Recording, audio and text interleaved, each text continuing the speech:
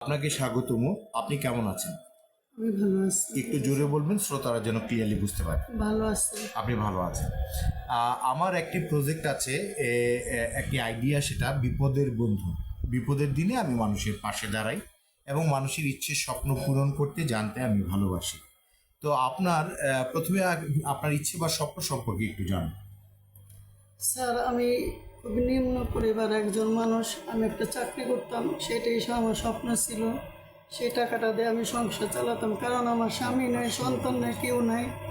আমি ওইখানে চাকরি করতাম, সে বেলি রোডে না বানা বেলি স্টার মার্কেটে আমি চাকরি করছি। কি হিসেবে চাকরি করতেন? সেখানে আমি মানে ক্লিনারও না, আমি ওয়াশরুমের একজন টিকিট কাউন্টারে ছিলাম।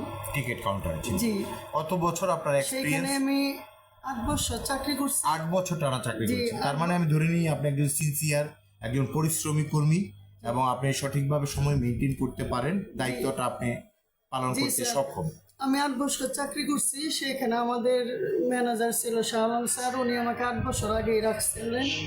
এখন নতুন একজন সিও আসছে, উনি মনে করেন আমাদের মালিক যে পারভেজ স্যার, ওনার দোকানের ম্যানেজার ছিল, সে এখন আমাদের মার্কেটের সিও হয়েছে।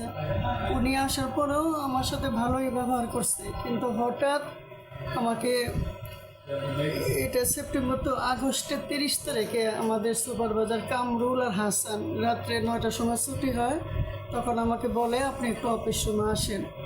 আমি গেছি, যাওয়ার পর আমাকে বলে যে কালকে থেকে আপনারা আসেন না। কেন আসবো না? সিও স্যার বলছে আসতে হবে না, সে তার এখন কোনো লোকের প্রয়োজন নেই। আমি বলছি এই মুহূর্তে আমি কিভাবে যাব? আমি তো অসুস্থ, আমার ডাক্তার দেখাবো, টাকা নাই, আমি কিভাবে চলবো? বলে না, এগুলি তো হবে না, এগুলি আপনার এই কালকে থেকে আর আসবেন না। তো আমি আর কথা বলিনি, আমি চলে আসছি।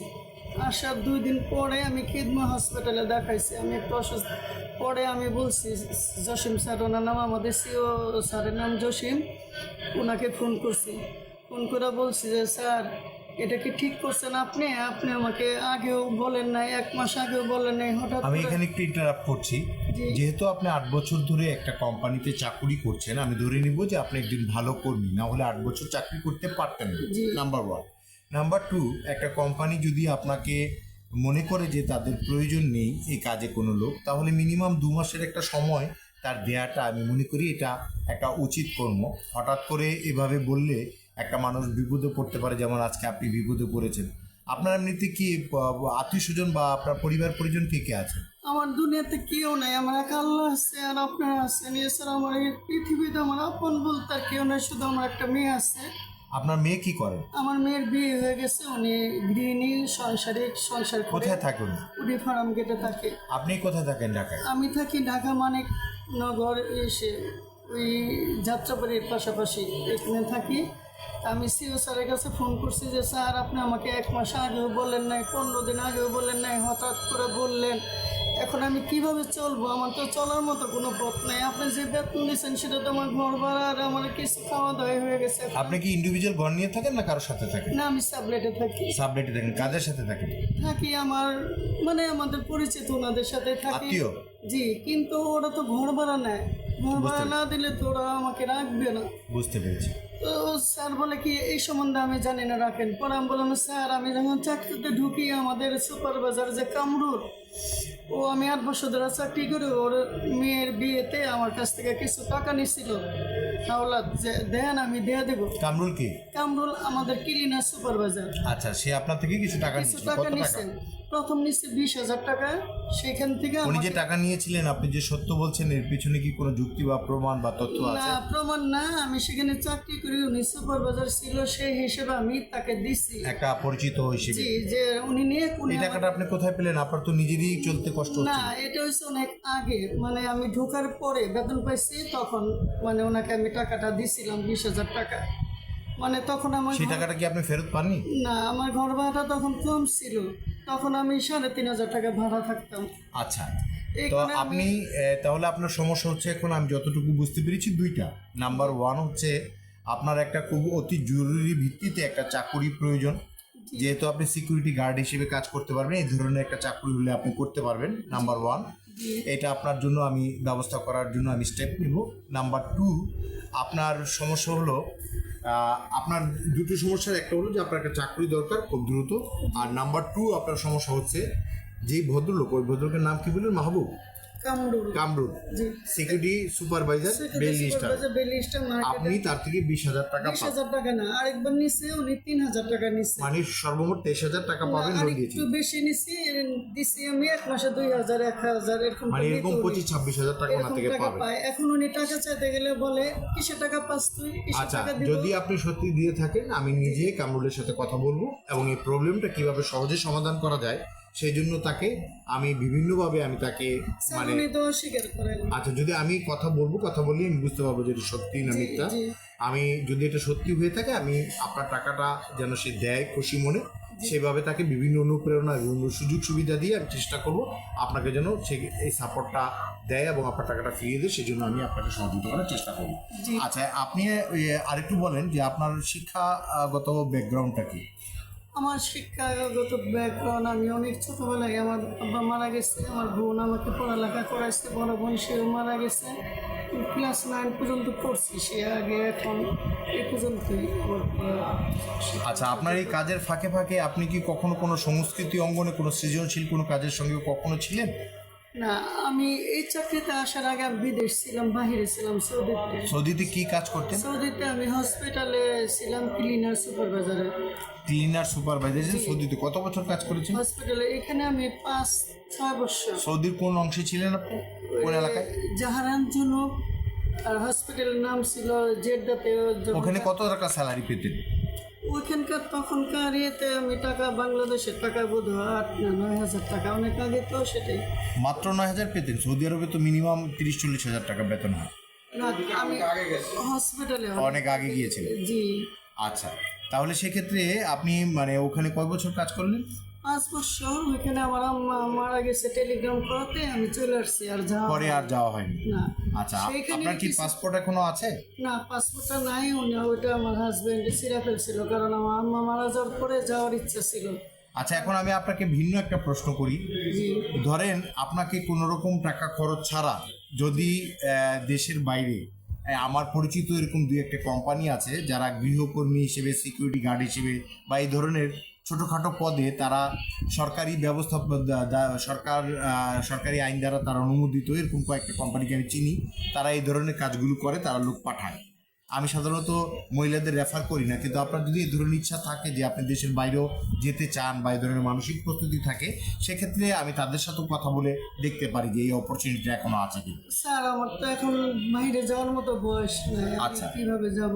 আপনি তাহলে দেশে একটা ভালো কাজ হলেই আপনার জন্য বেটার। জি, ভালো। আচ্ছা, আপনি যেহেতু দেশে কেরিয়ার করবেন, ধরেন একটা সিকিউরিটি রিলেটেড কাজে আপনাকে ঢুকিয়ে দেওয়া হলো বেঁচে থাকার জন্য, আপনার চেহারা, আপনার ক্যারেক্টার, এগুলো ধরেন আপনি কি এই ধরনের কোনো চিন্তা চেতনা আপনার মাথায় আছে যে আপনি কোনো নাটকে ধরেন মা চরিত্র, ভাবি চরিত্র বা কোনো এরকম ছোটোখাটো চরিত্রে আপনি অভিনয় করবেন বা আপনার শিল্পী একটা সত্তা আপনি বিকাশ করবেন আপনার চাকরির পাশাপাশি, এই ধরনের কোনো চিন্তা ভাবনা আপনার আছে? না, এগুলি ইচ্ছা ছিল, কিন্তু এখন তো সেটা হবে না, চেষ্টা করলো, কারণ একটা বয়সে ব্যাপার আপনার আছে। না বয়সের কারণে, আপনার যেহেতু বয়সটা বেশি, বয়সের কারণেই বরং আপনার গ্রহণযোগ্যতাটা বাড়বে। কিছু কিছু চরিত্র হয়তো আপনার উচ্চারণ, আপনার এক্সপ্রেশন, আপনার অভিনয় দক্ষতা একটু বাড়াতে হবে, সে ব্যাপারেও আমি আপনাকে গাইড করে দিব যে কোথায় গিয়ে আপনি এটা বাড়াতে পারেন।